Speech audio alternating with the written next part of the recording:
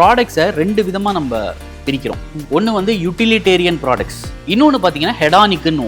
ஹெடானிக் ப்ராடக்ட்ஸுக்கு தான் நிறைய செலிபிரிட்டிஸ் வருவாங்க, யூட்டிலிட்டேரியனுக்கு கொஞ்சம் கம்மியாக வருவாங்க. ஏன்னா ஹெடானிக் ப்ராடக்ட் வந்து உங்களுக்கு கஸ்டமரோட மைண்டில் போய் நிற்கணும் அப்படின்னாக்கா உங்களுக்கு செலிபிரிட்டி தேவை. ஏன்னா உங்களுக்கு யூசேஜ் சொல்கிறது கஷ்டம். ஆனால் நீங்கள் யூசேஜ் ஈஸியாக சொல்லிட்டீங்கன்னு வைங்க, அங்கே செலிபிரிட்டி அவசியப்படாது.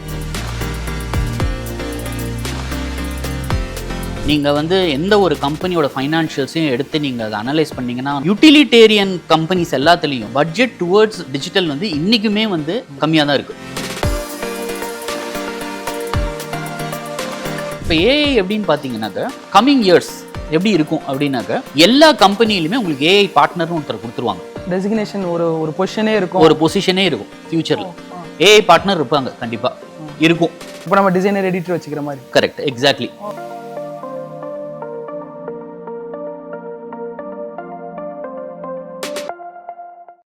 மேஜிக் 20 தமிழ் நேயர்களுக்கு வணக்கம். மேஜிக் 20 தமிழோட நாலேஜ் சீரியஸ்க்கு உங்களை எல்லாம் வரவேற்கிறது நான் விஜயராவணன். இன்னைக்கு நம்ம கிரியா யூனிவர்சிட்டியில் இருக்கோம். நம்ம கூட கிரியா யூனிவர்சிட்டியோட associate professor mister Sathya Saminathan sir இருக்காரு. சார் வணக்கம் சார். வணக்கம். எப்படி சார் இருக்கீங்க? நல்லா இருக்கேன், நீங்கள் எப்படி இருக்கீங்க? நல்லா இருக்கோம் சார். நாங்கள் கிரியா யூனிவர்சிட்டி வந்ததுலேருந்து பார்த்துட்டு இருக்கோம் சார். கேம்பஸ் சூப்பராக இருக்குது, ஒரு பக்கா ரெசிடென்ஷியல் கேம்பஸ் இல்லையா? ஸோ கிரியா யூனிவர்சிட்டியில் உங்களோட அசோசியேஷன் பற்றியும் உங்களோட எக்ஸ்பீரியன்ஸ் பற்றியும் கொஞ்சம் ஆடியன்ஸ்க்காக சொல்லுங்களேன். கண்டிப்பாக. கிரியா யூனிவர்சிட்டியில் நான் ஜாயின் பண்ணது 2017. அதுலேருந்து இப்போது 2025 7 வருஷமாக இங்கே இருக்கும். நீங்கள் பார்த்தீங்கன்னாக்கா அதில் வந்து ஐஎஃப்எம்ஆர் கிராஜுவேட் ஸ்கூல் ஆஃப் பிஸ்னஸ் அப்படிங்கிறது வந்து ஒரு பிஸ்னஸ் மேனேஜ்மெண்ட் ஸ்கூல். அதில் வந்து நான் அசோசியேட் ப்ரொஃபஸராக இருக்கேன். நீங்கள் சொன்ன மாதிரி நான் specialist in digital marketing. So இங்கே எப்படின்னு பார்த்தீங்கன்னாக்கா இங்கே எல்லா கோர்ஸுமே, நம்மளுடைய யூனிவர்சிட்டியில் எடுக்கிற எல்லா கோர்ஸுமே எதை பேஸ் பண்ணி அவங்க சூஸ் பண்ணுறாங்க அப்படின்னு பார்த்தீங்கன்னா மார்க்கெட்டுக்கு எது ரெலவெண்ட்டோ அதை பேஸ் பண்ணி. ஏன்னா இன்றைக்கி ஒரு ஸ்டூடெண்ட் வந்து ஒரு காலேஜ் ஜாயின் பண்ணுறாங்க அப்படின்னாக்கனாக்கா அவங்க ஃபஸ்ட்டு பார்க்குறது என்னன்னாக்கா 2 விஷயம் பார்ப்பாங்க. ஒன்று, நான் இதுக்கு மேலே படிக்கிறதுக்கு இது வந்து வழிவகுக்குமா? ஆமாம், அது ஒன்று. இன்னொன்று, வேலை கிடைக்கிறதுக்கு இது யூஸ்ஃபுல்லாக இருக்குமா? இது 2 தான். கேம்பஸ்லேயே பிளேஸ் ஆகி வெளியே போக முடியுமா? ஸோ இது பேஸ் பண்ணி தான் நம்ம எல்லா சப்ஜெக்ட்ஸையுமே நம்ம டிரைவ் பண்ணுறோம். இப்போ இண்டஸ்ட்ரிக்கு என்ன தேவையோ அதுக்கான சப்ஜெக்ட்ஸை நம்ம டிரைவ் பண்ணுறோம். அதே மாதிரி மேல் படிப்பு, இப்போ ஃபார் எக்ஸாம்பிள் நம்மளுடைய அண்டர் கிராஜுவேஷன் ப்ரோக்ராம்லாம் பார்த்தீங்கன்னா நிறைய ஸ்டூடெண்ட்ஸ் இங்கேருந்து UK US போய் படிக்கிறதுக்கு தான் போகிறாங்க. அதுக்கேற்ற மாதிரி கோர்சஸ், அங்கே எந்தெந்த கோர்சஸ்க்கெல்லாம் ஸ்காலர்ஷிப் கிடைக்கும், எந்தெந்த கோர்சஸ் படித்தா அங்கே வந்து யூனிவர்சிட்டிஸ் இருக்குது, அதை பேஸ் பண்ணி தான் நம்ம அதை பண்ணுறோம். அதை தவிர நீங்கள் பார்த்தீங்கன்னா இது மொத்தமாக ரெசிடென்ஷியல் கேம்பஸ். அதாவது ஸ்டூடெண்ட்ஸ் இங்கே வந்தாங்கன்னா இங்கே தான் தங்கி படிக்கணும். அது 2 வருஷ கோர்ஸ், 3 வருஷ கோர்ஸ், 4 வருஷ கோர்ஸ் எல்லாமே அப்படி தான். ஸோ நீங்கள் கேம்பஸ் ஆல்ரெடி சுற்றி பார்த்துருப்பீங்கன்னு நினைக்கிறேன். நம்ம எல்லா அம்யூனிட்டிஸும் இங்கே இருக்குது. ஒரு ஃபுட்பால் கோர்ட்லேருந்து, ஜிம்லேருந்து, கேன்டீன்லேருந்து எல்லாமே ப்ராப்பர் மெயின்டெனன்ஸோடு நம்ம ஒரு 40 acres ப்ளஸ் நம்ம இந்த கேம்பஸை நடத்திட்டு வரோம். So it's going well. So good. Yes sir, நாங்கள் பார்க்கும்போதே அது தெரிஞ்சுது. சார் நீங்கள் வந்து you have a doctorate in digital marketing இல்லையா? ஸோ என் கொஸ்டினை நான் மார்க்கெட்டிங்லேருந்து ஸ்டார்ட் பண்ணணும்னு பார்க்குறேன். ஒரு 20 வருஷத்துக்கு முன்னாடி எல்லா கம்பெனியும் மார்க்கெட்டிங் பண்ணுவாங்க, இப்போ அது டிஜிட்டல் மார்க்கெட்டிங் ஆகிருக்கு. ஃப்யூச்சரில் இந்த மார்க்கெட்டிங் எப்படி எவால்வ் ஆகும்னு நினைக்கிறீங்க? ஃப்யூச்சரில் என்ன டைம் ஆட போகுது? ஃப்யூச்சரில் இது எப்படி மாடிஃபை ஆக போகுது? ஓகே, இது வந்து நீங்கள் கேட்குறது வந்து ரொம்ப ஒரு இன்டென்ஸ் கொஸ்டின். நம்ம வந்து அதை ஷார்ட்டாக எப்படி சொல்லலான்றதை பார்க்கலாம். ஏன்னா இது ஆக்சுவலாக ஒரு 2 மணி நேரத்தில் நான் ஆன்சர் பண்ண வேண்டிய ஒரு கொஸ்டின். பட் நான் ஷார்ட்டாக சொல்கிறேன். இப்போ நீங்கள் first part of the question பார்த்தீங்கன்னா நீங்கள் மார்க்கெட்டிங்லேருந்து டிஜிட்டல் மார்க்கெட்டிங்கு இவால்வ் ஆகிருக்கு அப்படின்னு சொன்னீங்க. அது ஆக்சுவலாக உண்மை கிடையாது. என்ன ஆகியிருக்குன்னு நான் சொல்கிறேன். எல்லா கம்பெனிஸும் அந்த மாதிரி ஆகலை. இப்போ நம்ம ப்ராடக்ட்ஸை 2 விதமாக நம்ம பிரிக்கிறோம். ஒன்று வந்து யூட்டிலிட்டேரியன் ப்ராடக்ட்ஸ். யூட்டிலிட்டேரியன்னா அதால் எனக்கு யூஸ் இருக்குன்றது அப்பட்டமாக வெளியே தெரியும், அதுதான் யூட்டிலிட்டேரியன். வாஷிங் மிஷின் வந்து யூட்டிலிட்டேரியன். நான் துணியை உள்ளே போட்டேன்னா க்ளீனாக வெளியே வரும் அப்படின்றது தான் யூட்டிலிட்டேரியன். இன்னொன்று பார்த்தீங்கன்னா ஹெடானிக்னு. ஹெடானிக்னா அதோட யூஸ் நமக்கு வெளியே தெரியாது. இப்போ நம்ம கொக்கோ கோலா குடிக்கிறோம், அதோடைய யூஸ் என்னன்றதை யாராவது கேட்டாங்கன்னா அது சொல்ல முடியாது நம்மளால. ஒரு சாக்லேட் சாப்பிட்றோம், அது எப்படி ஒன்று, அது வந்து எக்ஸ்பீரியன்ஸ். உங்களால் எக்ஸ்பீரியன்ஸ் தான் பண்ண முடியும், சாட்டிஸ்ஃபேக்ஷன் தான் கொடுக்கும், வெளியே சொல்ல முடியாது. இப்போ இந்த ஹெடானிக் ப்ராடக்ட்ஸுக்கு தான் டிஜிட்டல் மார்க்கெட்டிங் ஜாஸ்தியாக இருக்குது. யூட்டிலிட்டேரியன் ப்ராடக்ட்ஸுக்கு இன்னமும் நீங்கள் பார்த்தீங்கன்னாக்க நீங்கள் சொல்கிற அந்த ட்ரெடிஷ்னல் மெயின் ஸ்ட்ரீம் மார்க்கெட்டிங் நடந்துக்கிட்டு தான் இருக்குது.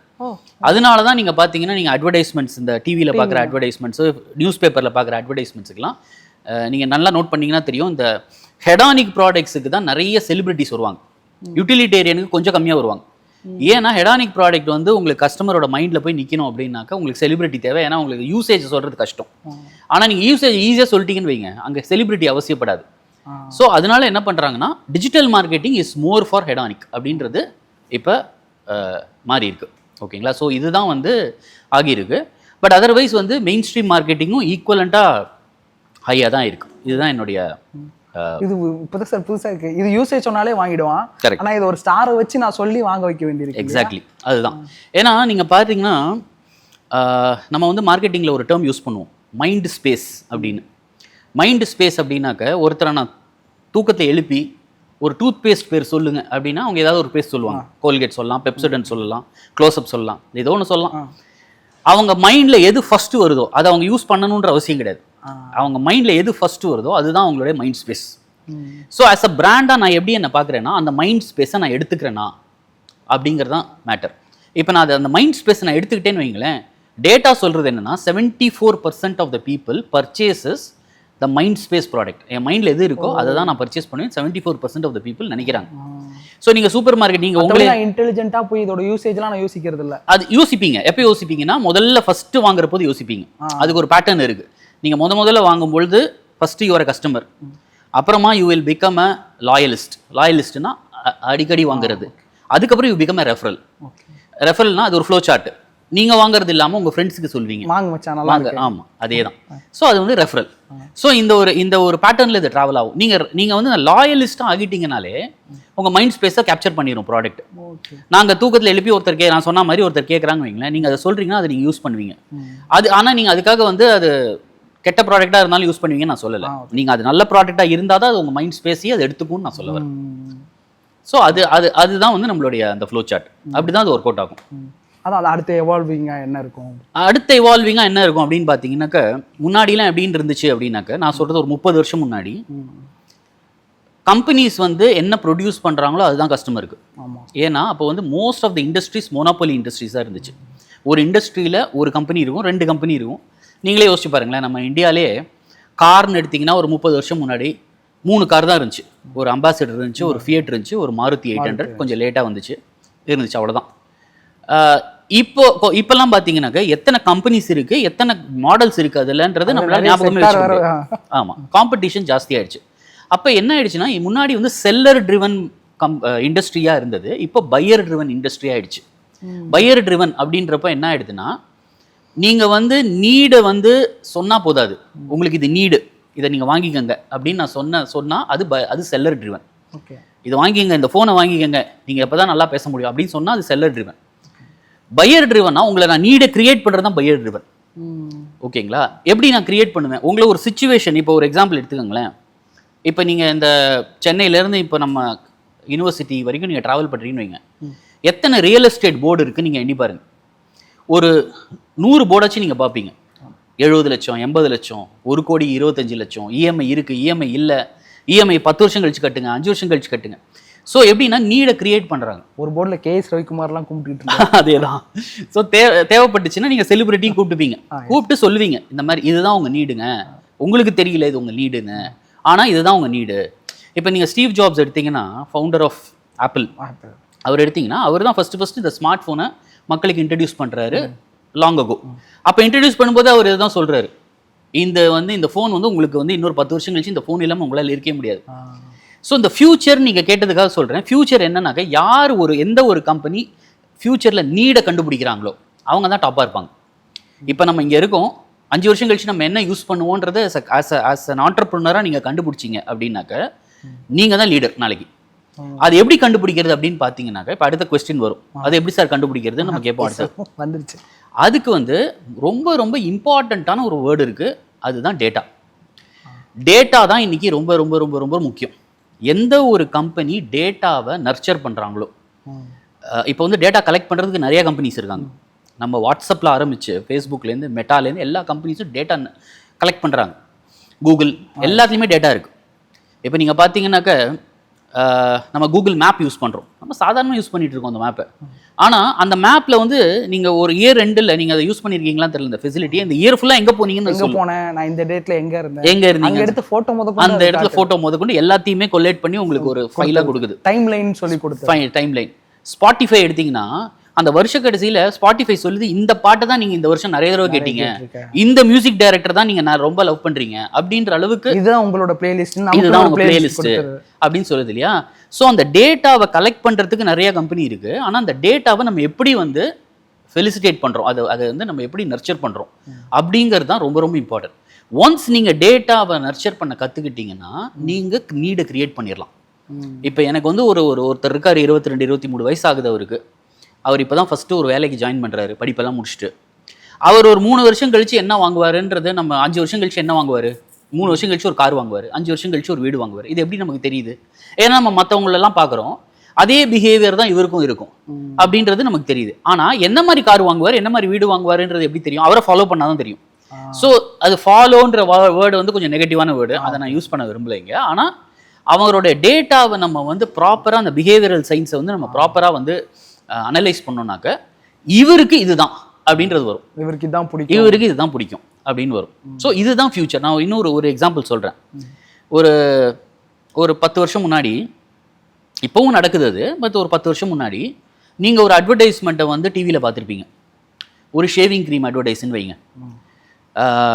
ஒரு அப்பா, ஒரு அம்மா, ஒரு பையன், ஒரு பொண்ணு, 4 பேர் அந்த அட்வர்டைஸ்மெண்ட்டை பார்க்குறாங்கன்னு வச்சுப்போம். நம்ம பையனுக்கு வந்து ஒரு 18-20 வயசு இருக்குது, அப்பா வந்து ஒரு 50 வயசு இருப்பாருன்னு வைங்க. இப்போ என்னன்னா, அந்த ஷேவிங் க்ரீம் அட்வர்டைஸ்மெண்ட் வந்து அப்பாவும் பையனும் அவங்க 2 பேரும் யூஸ் பண்ணுவாங்க, யூசர்ஸ் அவங்க. பொண்ணும் அந்த ஒய்ஃபுக்கும் அது யூஸ் கிடையாது. அப்போ என்ன ஆகுதுன்னா, அந்த இடத்துல 50% இன்எஃபிஷியன்சி வந்துடுது. ஏன்னா நான் வந்து அந்த 50% எக்ஸ்ட்ராவாக ஸ்பெண்ட் பண்ணது வந்து வேஸ்ட் அந்த வீடை பொறுத்த வரைக்கும். இப்போ கம்பெனிஸ் அப்படி தான் அதை பார்க்குறாங்க. அதனால என்ன பண்ணுறாங்கன்னா, நீங்களும் நானும் ஒரே ப்ரோக்ராமை வந்து யூடியூப்ல பார்க்குறோன்னு வைங்க, உங்களுக்கு வர அட்வர்டைஸ்மெண்ட்ஸும் எனக்கு வர அட்வர்டைஸ்மெண்ட்ஸும் டோட்டலி வேறு. அதே இடத்துல வரும், கிளைமேக்ஸ் முன்னாடி ஆட் போடுவாங்க யூடியூப்ல. ஆனால் அந்த ஆட் வந்து உங்களுக்கு வேறையா இருக்கும், எனக்கு வேறையா இருக்கும். ஏன்னா என்னுடைய டேட்டாவை வச்சு எனக்கு ஆடு, உங்களுடைய டேட்டா வச்சு உங்களுக்கு ஆடு. இதுதான் வந்து நான் இதை பற்றி தான் இப்போ பேசிட்டேன். ஸோ இதுதான் வந்து உங்களுக்கு டேட்டா அனாலிசிஸ். ஃபியூச்சர் வந்து இப்படி தான் இருக்கும். உங்களுக்கு ஏஐ இன்டெகிரேட் பண்ணும்பொழுது ஒரு மனுஷனுக்கும் அவங்களுக்கு என்ன தேவையோ அதுக்கேற்ற மார்க்கெட்டிங் எக்ஸ்க்ளூசிவிட்டி கொண்டு வந்துருவாங்க எல்லா கம்பெனிலையும். இது ஒரு பக்கம் வந்து உங்களுக்கு டேட்டாவை கலெக்ட் பண்ணுறதுக்கும் டேட்டாவை அனலைஸ் பண்ணுறதுக்கும் காஸ்ட் ஜாஸ்தியாக ஆனாலும் எஃபிஷியன்சியில் 100% அட்டைன் பண்ணிடும். நீங்கள் வந்து இரலவெண்ட்டான பர்சன் கிட்ட போய் ஆடை கொண்டு போய் சேர்க்கவே மாட்டீங்க. அப்போ யோசிச்சு பாருங்க, உங்களுக்கு ஆப்வியஸாக சேல்ஸ் வந்து மேலே தான் போகும். என்னோட அடுத்த கேள்வி அதான் இருந்துச்சு. நம்ம ரொம்ப போட்டு ப்ரெஷர் பண்ணிக்கிறோமோ டிஜிட்டல் மார்க்கெட்டிங்குள்ள? எஃபிக்குன்னு ஒரு ஆடு, இன்ஸ்டாக்குன்னு ஒரு ஆடு, அதுக்குன்னு ஒரு பட்ஜெட், இதுக்குன்னு ஒரு பட்ஜெட், லிங்க்டினுக்கு ஒரு பட்ஜெட் போட்டு ஒரு மாதிரி ஒரு பிராண்ட் தாங்களே ப்ரெஷர் பண்ணிக்கிறாங்களோ? நான் முன்னாடி சொன்ன மாதிரி தான். நீங்கள் வந்து எந்த ஒரு கம்பெனியோட ஃபைனான்ஷியல்ஸையும் எடுத்து நீங்கள் அதை அனலைஸ் பண்ணிங்கன்னா நான் சொல்கிறது உங்களுக்கு புரியும். யூட்டிலிட்டேரியன் கம்பெனிஸ் எல்லாத்துலேயும் பட்ஜெட் டுவர்ட்ஸ் டிஜிட்டல் வந்து இன்றைக்குமே வந்து கம்மியாக தான் இருக்குது. ஓகேங்களா? அவங்க வந்து இன்றைக்குமே வந்து ஒரு கன்வென்ஷனல் பட்ஜெட் தான் கொடுக்குறாங்க. ஆனால் சில கம்பெனிஸ் வந்து நீங்கள் வந்து டிஜிட்டலில் தான் போய் சொல்ல முடியும், வேறு ஆப்ஷனே கிடையாது. ஓகேங்களா? ஃபார் எக்ஸாம்பிள் எடுத்திங்கன்னா, இப்போ நான் வந்து ஸ்விக்கி ஆப் யூஸ் பண்ணணும்னு வைங்க, அதான் அதுவே ஒரு இ-காமர்ஸ். அதை நான் டிஜிட்டலில் கொண்டு போய் சேர்த்தா தான் உங்களுக்கு புரியும், டிஜிட்டலில் இருக்கிறவங்களுக்கு தான் அது புரியும். ரெண்டாவது விஷயம் வந்து டார்கெட் கஸ்டமர்ஸ் எங்கே இருக்காங்கன்னு பார்க்கணும். இப்போ நான் வந்து ஒரு ட்ரெஸ்ஸு தயாரிக்கிற கம்பெனி வைங்களேன், என்னோட ட்ரெஸ்ஸு வந்து வயசானவங்களை தான் டார்கெட் பண்ணுறேன் அப்படின்னா என்னுடைய பட்ஜெட் வந்து மோர் டுவர்ட்ஸ் கன்வென்ஷனல் மார்க்கெட்டிங் இருக்கலாம். ஏன்னா அவங்க வந்து மோர் க்ளூடு டு டிவி இல்லைன்னா நியூஸ் பேப்பர் இதுன்றது இன்னி வரைக்கும் இருக்குது. அடுத்த இன்னொரு 20 வருஷத்தில் அதுவும் மாறிடும், அது வேறு விஷயம். இப்போ அப்படி தான் இருக்குது. ஆனால் இப்போ நம்ம காலேஜே எடுத்துக்கோங்க, நம்மள மாதிரி காலேஜஸ் இருக்காங்க. அவங்க என்ன பண்ணுறாங்கன்னா 18 to 20 அப்படிங்கிறது அவங்களோட டார்கெட் வைங்க, ஏஜ் சொல்கிறேன். அந்த 18 to 20 எங்கே மேக்ஸிமம் இருக்காங்க? மேக்ஸிமம் ஃபோனில் இருக்காங்க, மேக்ஸிமம் லேப்டாப்பில் இருக்காங்க, மேக்ஸிமம் டேப்லெட்டில் இருக்காங்க. அங்கே தான் அவங்கள போய் டார்கெட் பண்ண முடியும்னு சொல்லிட்டு அங்கெல்லாம் என்ன பண்ணிட்டாங்கன்னா டிஜிட்டலுக்கு ஜாஸ்தி ஆக்கிட்டு மெயின் ஸ்ட்ரீமுக்கு ரொம்ப ரொம்ப ரொம்ப கம்மி பண்ணிட்டாங்க. இப்போ நியூஸ் பேப்பரில் நீங்கள் அட்வர்டைஸ்மெண்ட் என்னைக்காவது எஜுகேஷன் ப்ளஸ்லாம் வரும் நியூஸ் பேப்பர், அதில் தான் நீங்கள் ஆடு பார்ப்பீங்களே ஒழிய இந்த மெயின் நியூஸ் பேப்பரில் பெரிய காலேஜ் அட்வர்டைஸ்மெண்ட்ஸ் கொடுக்குறதே கிடையாது இப்போல்லாம். ஏன்னாக்கா அவங்களுக்கு தெரியும் அது வந்து பசங்க அதை ஓப்பனே பண்ணுறது கிடையாது. ஏன்னா வந்து மோஸ்ட்லி அவங்க எல்லா நியூஸ் எல்லாம் இப்போ வந்து நியூஸ் தான் படிக்கிறாங்க. நிறைய காலேஜஸ் இன்ஃப்ளூயன்சர் மார்க்கெட்டிங் பண்ணிட்டு இருக்காங்க. Influencer marketing. ஸோ அதனால எதுக்கு சொல்ல வரேன்னா, இப்போ நீங்கள் கேட்டிங்க இல்லையா, நம்ம ரொம்ப ஃபேஸ்புக்கு தனி பட்ஜெட்டு, இன்ஸ்டாகிராமுக்கு தனி பட்ஜெட்டு, லிங்க்டின் தனி பட்ஜெட்னு ரொம்ப கன்ஃபியூஸ் பண்ணுறோமான்னு கேட்டிங்கன்னா இல்லை. Depending on the product. இப்போ அந்த ப்ராடக்ட்டுக்கு அது தேவைன்னா நீங்கள் அதை பண்ணி தான் ஆகணும். நீங்கள் டிஃப்ரெண்ட் டைப்ஸ் ஆஃப் பிளாட்ஃபார்ம்ஸ்க்கு நீங்கள் ஸ்பெண்ட் பண்ணி தான் ஆகணும். கூகுள் ஆட்ஸ்னால் கூகுள் ஆட்ஸில் பண்ணணும், மெட்டாவில் பண்ணணும், லிங்க்டின்னா லிங்க்டின்ல பண்ணணும், வேறு ஆப்ஷனே இல்லை. அதுக்கான பட்ஜெட்ஸ். ஆனால் நான் முன்ன சொன்ன மாதிரி இது வந்து சேனலைஸ்டு மார்க்கெட்டிங்காக இருக்கும். ஒரு அட்வான்டேஜ் நீங்கள் வந்து அதை அந்த ஆடை கிரியேட் பண்ணும்போது யார் இந்த ஆடை பார்க்கணுன்ற கொடுக்குறீங்க இல்லையா, அவங்களுக்கு மட்டும்தான் அந்த அட்வர்டைஸ்மெண்ட் போய் சேரும். அதனால இது சேனலைஸ்டாக இருக்கும். அந்த ப்ரெஷர் வந்து ப்ளஷராக எடுத்துக்கணும், ஒரு வழியே கிடையாது. வேற வழி இல்லை. ஏன்னா அதுதான் ஃபியூச்சர்ன்றப்போ உங்களுக்கு அது வேற வழி கிடையாது. எஸ், நீங்கள் ஆட் பற்றி பேசிட்டு இருக்கும்போது சொன்னீங்க ஏஐ இன்டர்கிரேட் ஆகிடும்னு. என்னோட நெக்ஸ்ட் கொஸ்டின் அதான், ஏஐ இஸ் த ஃபியூச்சரா இல்லை நம்ம ஆல்மோஸ்ட் ஏஐயோட எரால தான் இருந்துகிட்டு இருக்கோமா? இப்போ தான் ஸ்டார்டிங் ஆஃப் தி எரால இருக்கும். நமக்கு வந்து ஏஐ பற்றி ஒரு தப்பான அண்டர்ஸ்டாண்டிங் வந்து ஹியூமன் ரேஸ்க்கு இருக்குது. இதுதான் வந்து நான் என்னோட பாயிண்ட் ஆஃப் வியூ நான் சொல்கிறேன். நம்ம என்ன நினைக்கிறோம்னா, எந்த ஒரு டெக்னாலஜி வந்தாலும் நமக்கு ஒரு ஆங்ஸைட்டி இருக்குது. எஸ், கம்ப்யூட்டர் வந்த காலத்துலேயே தான். கரெக்ட். கூகுள் வந்த போய் சொன்னாங்க, கூகுள் வந்த உடனே மனுஷனுக்கு வேலையே இருக்காது, எல்லாம் கூகுளில் இருக்குது அப்படின்னாங்க. இப்போ அப்படி ஆகலையே. இப்போ கூகுள் வந்ததுக்கப்புறம் தான் இன்ஃபேக்ட் சொல்ல போனால் நிறைய வேலைகள் வந்து நமக்கு ஜாஸ்தி ஆயிருக்கு. ஏன்னா டெக்னாலஜி ஜாஸ்தி ஆகும்பொழுது உங்களுக்கு அதுக்கான தேவைகளும் கூடவே சேர்ந்து நம்ம ஆட்கள் வேலை பார்க்குறாங்க. ப்ளஸ் கூகுள் இல்லாத ஒரு ஆஃபீஸே இன்னைக்கு இல்லை. அதில் என்ன ஒரு அட்வான்டேஜ் ஆகிடுச்சு, ஒரு எக்ஸாம்பிள் கூகுள் வச்சு ஒரு எக்ஸாம்பிள் சொல்கிறேன். இப்போ நான் வந்து ஒரு அக்கௌண்டிங் கம்பெனியில் வேலை பார்க்குறேன்னு வைங்களேன். எனக்கு ஏதோ ஒரு பர்டிகுலர் ஃபார்முலாவில் ஒரு டவுட் இருக்குது அப்படின்னாக்க, நான் வந்து எல்லாத்துலேயும் எக்ஸ்பர்ட்டாக இருக்க முடியாது. நான் பிகாமே படிச்சிருக்கலாம், ஆனால் எனக்கு அந்த அக்கௌண்டிங் இது ஃபார்முலா எனக்கு மறந்துருக்கலாம். அப்போ இப்போ கூகுள் இருக்கிறதால டக்குன்னு அதை பார்த்துட்டு ஓகே இதுதான் அப்படின்னு சொல்லிட்டு டக்குன்னு அந்த எடுத்து அதை வந்து நான் வந்து என்னோட ஆஃபீஸில் வந்து அப்ளை பண்ண முடியுது. கூகுள் இல்லாத காலத்தில் அதை தேடி அலைவாங்க, லைப்ரரிக்கு போவாங்க, இல்லை யாருக்காவது நோட்ஸ் எடுத்து எடுப்பாங்க, இல்லை தனக்கே ஞாபகம் இருக்கணும், ஞாபகம் வர வரைக்கும் டைம் வேஸ்ட் ஆகும். இப்போ அந்த டைம் வேஸ்ட்ன்றது நல்லா கம்மியானதால் ஒருத்தர் வந்து 3 நாளில் பண்ணுற வேலையை 1 நாளில் பண்ண முடிகிற அளவுக்கு நமக்கு குறைஞ்சிருக்கு. இதுதான் டெக்னாலஜியோட அட்வான்டேஜ். ஸோ அது நமக்கு ஒரு பக்கம் இருக்கிற பட்சத்தில் ஏஐ இப்போ வந்திருக்கு. இப்போ ஏஐ எப்படின்னு பார்த்தீங்கன்னாக்க கம்மிங் இயர்ஸ் எப்படி இருக்கும் அப்படின்னாக்க, எல்லா கம்பெனிலையுமே உங்களுக்கு ஏஐ பார்ட்னர்னு ஒருத்தர் கொடுத்துருவாங்க ஆட்டோமேட்டிக்காக. டெசிக்னேஷன் ஒரு பொசிஷனே இருக்கும் ஃபியூச்சரில். ஏஐ பார்ட்னர் இருப்பாங்க, கண்டிப்பாக இருக்கும். இப்போ நம்ம டிசைனர் எடிட்டர் வச்சுக்கிற மாதிரி. Correct, exactly. ஸோ அந்த ஏஐ வந்து உங்களுக்கு காம்ப்ளிமெண்ட் தான் பண்ணும் ஃபியூச்சரில். இப்போ உங்களால் சில விஷயங்களை பண்ண முடியலன்னா ஏஐ பண்ணி கொடுக்கும் உங்களுக்கு. சில படத்துலலாம் பார்த்த மாதிரி தான் இது. ஏஐ கிட்ட இல்லாதது ஹியூமன் கிட்ட என்ன இருக்குது அப்படின்னு பார்த்தீங்கன்னா, அந்த ஹியூமனிடேரியன் ஃபீலிங்ஸ்ன்னு சொல்கிறாங்க இல்லையா, அது வந்து எல்லாத்துலேயுமே உங்களுக்கு தேவை. இப்போ நான் வந்து ஒரு ப்ராடக்ட் ப்ரொடியூஸ் பண்ணுறேன் அப்படின்னு பார்த்தீங்கன்னா, அதில் வந்து கொஞ்சம் ஹியூமன் டச் இருக்கணும். அந்த ஹியூமன் டச் இருந்தால் தான் அது ஒர்க் அவுட் ஆகும். இந்த ப்ராடக்ட்டை மழையில் எடுத்துகிட்டு போனாங்கன்னா எவ்வளோ கஷ்டப்படுவாங்க. அப்போ மழையில் எடுத்துகிட்டு போனால் இந்த ப்ராடக்ட்டை எப்படி எடுத்துகிட்டு போக முடியுன்ற திங்கிங் வந்து ஹியூமனுக்கு தான் கிடைக்கும், ஏஐக்கு இருக்காது. அந்த இடத்துல ஹியூமன் பீயிங் கண்டிப்பாக தேவைப்படுவாங்க. அதனால ஹியூமனும் ஏஐயும் பார்ட்னர்ஸாக ஆகி தான் வேலை பார்ப்பாங்க இந்த கம்மிங் இயர்ஸில். ஏஐ வந்து ஹியூமன்ஸை வந்து ஓவர்டேக்லாம் பண்ண சான்ஸே கிடையாது. ஏன்னா ஏஐ கிட்ட இருக்கிற ஒரு பெரிய அட்வான்டேஜ் என்னன்னு பார்த்தீங்கன்னா, ரூல் புக்கை தாண்டவே தாண்டாது. இதுதான் ஒரு ரூல் அப்படின்னா அந்த ரூல் புக்லேயே தான் அது இருக்கும். நீ ஹியூமன்ஸோடைய வரைமுறைகளை நீ டச் பண்ணக்கூடாது அப்படின்னு அதில் ப்ரோக்ராம் பண்ணிட்டா அது கண்டிப்பாக அதை மீறாது. அதால முடியாது. ஏன்னா அது மிஷின், நம்மளால அதை ரிலேட் பண்ண முடியாது. ஏன்னா நம்ம நினைக்கிறோம் அப்படி, அது பண்ணிட்டா என்ன பண்ணுறது, ஏன்னா அது ஹியூமனோடைய திங்கிங் அது. ஆனால் மிஷினால் அது தெரியாது. இப்போ கால்குலேட்டர் வந்து 6 × 5 = 13 தான் சொல்லும், அது 31 சொல்ல சான்ஸே கிடையாது. ஏன்னா அதோடைய டெம்ப்ளேட் அந்த மாதிரி தான் ஏஐயும் ஃபங்க்ஷன் பண்ணும். ஓகே, இப்போது எல்லாருக்குமே அந்த ஜாப் நீங்கள் சொன்ன மாதிரி அந்த இன்செக்யூரிட்டி ஒன்று ஸ்டார்ட் ஆகிடுச்சு, ஏழை நம்ம வேலையை எடுத்துக்குவோன்னு. இனிமேல் என்னால் ஒரு ஏஐ டூலாம் கிரியேட் பண்ண முடியாது. இனிமேல் வர இன்ஜினியர்ஸ் அதை பண்ணுவாங்க, நம்ம ஆல்ரெடி ஒரு ஜாப்பில் இருக்கும், வாய்ப்பு இல்லை. என்னோட ஜாப் நான் செக்யூர் பண்ணிக்கணும்னா, நான் ஃபியூச்சரில் ஒரு ஏஐ பார்ட்னராக அப்படி ஒரு பொசிஷன் ஓப்பன் ஆகும்போது அந்த இடத்துக்கு நான் குவாலிஃபையாக இருக்கணும்னா இப்போலேருந்தே நான் எப்படி ட்ரெயின் ஆகணும் அப்படின்னு சொல்லுவீங்க? எப்படி நான் அதுக்கு அடாப்ட் ஆகிக்கிறது? ஸோ இதுக்கு வந்து ஆக்சுவலாக பார்த்தீங்கன்னா இப்போல்லாம் வந்து நிறைய கோர்ஸஸே வர ஆரம்பிச்சிருச்சு. இதை வந்து நம்ம வந்து ஃபங்க்ஷனல் இன்ஜினியரிங்னு சொல்லுவோம். உங்களுக்கு ஏஐ எப்படி வேலை வாங்கணும்னு தெரியணும். நீங்கள் இந்த DeepSeek, ChatGPTலாம் யூஸ் பண்ணுறீங்க இல்லையா? நீங்கள் வந்து ஃபஸ்ட்டு ஒரு கேள்வியை கேட்டிங்கன்னா அந்த கேள்விக்கான பதில், இப்போ ஃபார் எக்ஸாம்பிள் வந்து நான் வந்து அமெரிக்கா போகிறேன் ஃபஸ்ட் டைம், அங்கே என்னென்னலாம் நான் பார்க்கலான்னு நீங்கள் கேட்டிங்கன்னா அது வந்து ஒரு லிஸ்ட்டு போடும். அப்புறம் ரொம்ப நாள் கழித்து நீங்கள் அதோட பேசி ஒரு 10 நாள் அது கூட பேசி 11வது நாள் இதே கேள்வியை கேட்டிங்கன்னா அதோட பதில் கொஞ்சம் வேறையாக இருக்கும். நீங்கள் நல்லா நோட் பண்ணிங்கன்னா தெரியும், அது உங்களுக்கு ஏற்ற மாதிரி மாற்றிடும். ஏன்னா அது உங்களோட ஃபைன் டியூன் ஆகிடுச்சு அந்த டயத்துக்குள்ளே. அது லேர்ன் பண்ணிக்குது உங்ககிட்டேருந்து. நீங்கள் யார் எக்ஸாக்ட்லி அதுதான். உங்களுக்கு வந்து குழந்தை இருக்கு, அதனால நீங்க டிஸ்னிலேண்ட் போங்க, நல்லா இருக்கும். நீங்க குழந்தை இல்லைன்னா அது சொல்லாது. இப்போ நீங்க பேச்சுலர் அப்படின்னா இல்லை, நீங்க அது தேவையில்லை உங்களுக்கு. அந்த மாதிரி அதுவே புரிஞ்சுக்கும். ஸோ அந்த கமாண்டை வந்து நம்ம எப்படி கொடுக்கறோங்கிறதுக்கான ட்ரைனிங்கே இப்போ வந்து கோர்சஸாக எடுக்கிறாங்க. நீங்கள் வேணால் நோட் பண்ணி பாருங்கள், ஒரு 2 வருஷத்தில் அந்த கோர்சஸ்லாம் பயங்கர சக்ஸஸ்ஃபுல் கோர்ஸ் ஆகிடும். இப்போ நீங்கள் கேட்குறீங்க இல்லையா, இப்போ நான் வந்து என்னை எப்படி அடாப்ட் பண்ணிக்கிறது, நான் எப்படி வந்து இந்த கம்பெனியில் வந்து ஏஐயோட நான் ஒர்க் பண்ணும்போது அதுக்கு ஈக்குவலண்ட்டாக நான் இருக்கிறது அப்படின்னா அதுக்கான கோர்சஸை நீங்கள் பண்ணுவீங்க. இப்போ வந்து ஏதாவது ஒரு இடத்துல வந்து மேனேஜரல் கோர்சஸ் ஆஃபர் பண்ணுறாங்கன்னா அங்கே போய் நீங்கள் அதை கற்றுக்கிட்டு வருவீங்க. கற்றுக்கிட்டு வந்து அதுக்கப்புறம் நீங்கள் அந்த பார்ட்னரோட எப்படி நீங்கள் இது வந்து இட்ஸ் லைக் நீங்கள் ஹார்ஸ் ரைடிங் பண்ணால் என்ன பண்ணுவீங்க, ஒரு 10 நாள் போய் ஹார்ஸ் ரைடிங் கற்றுட்டு வருவீங்க இல்லையா, அதே தான். எப்படி நம்ம ஏஐ ட்ரெயின் பண்ணணும், எப்படி ஏஐன்னு வந்து நம்ம சொல்கிறது கேட்கணும், ஜாப் ரிலேட்டடாக நான் சொல்கிறேன் அப்படிங்கிறதுக்கு வந்து உங்களுக்கு அதுக்கான ஃபங்க்ஷனல் இன்ஜினியரிங்கிற கோர்சஸ் வந்து they are offering in many abroad countries. பார்த்தீங்கன்னா யூஎஸில் யூகேலாம் பண்ணுறாங்க. இந்தியாலையும் சில டாப் இன்ஸ்டிடியூஷன்ஸில் அது இப்போ வந்து வர 2-3 இயர் கோர்ஸாக பண்ணணும். இல்லை it will be hardly about 3 months 6 months course. சின்ன கோர்ஸ் தான். ஆன்லைன்லேயே நிறைய ஆன்லைனில் நிறைய இருக்குது. இப்போ நீங்கள் எங்கேயுமே போகணும். ஈவன் நான் அப்ராட்லாம் சொல்கிறேன் ஒழியா, you don't have to go all the way to abroad. ஏன்னா ஆடியன்ஸ் பார்த்துட்டு கரெக்ட் அவ்வளோ தூரம் அப்படின்னு நினச்சிட்டாங்கன்னா. ஆமாம், நீங்கள் வந்து அது எல்லா கோர்சஸுமே இப்போ ஆன்லைன்லேயே இருக்குது. நீங்கள் எந்த கண்ட்ரியில் போய் பண்ணணும்னு நீங்கள் ஆசைப்பட்டீங்கனாலும் அந்த கண்ட்ரிக்கு வந்து நீங்கள் போய் தான் பண்ணணுன்ற அவசியம் கிடையாது. நீங்கள் ஆன்லைன்லேயே பண்ண முடியும். அதுலேயும் நீங்கள் வந்து சில கோர்சஸ் எல்லாம் வந்து எப்படின்னு பார்த்தீங்கன்னா, நீங்கள் லைவாக அட்டன் பண்ண டைம் இல்லைன்னு வைங்க. இப்போ நீங்கள் ஒரு மேனேஜராக இருக்கீங்க, you will not have time. அந்த மாதிரி சுச்சுவேஷன்லலாம் பார்த்தீங்கன்னா அந்த கோர்ஸோட லைவ் கிளாஸஸ் வந்து ரெக்கார்டிங் பண்ணி ரெக்கார்டிங் வந்து கொடுக்குறாங்க.